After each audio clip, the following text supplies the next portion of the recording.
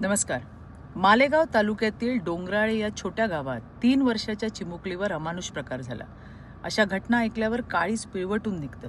सकाळपर्यंत खेळणारी, दुडूदुडू धावणारी, हसणारी ती लहानगी दुपारी सापडेना म्हणून घरच्यांनी शोध सुरू केला.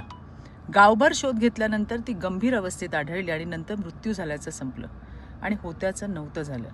प्राथमिक तपासात असं समोर आलंय की गावातीलच एक 24 वर्षाचा तरुण, ज्याचं पूर्वी साधारण 1 महिन्यापूर्वी मुलीच्या वडिलांशी भांडण झालेलं आणि म्हणून त्याने त्या निरागस बाळावर अशा असुरी पद्धतीने राग काढला, तिच्यावर अत्याचार करून नंतर तिचा जीव घेतला.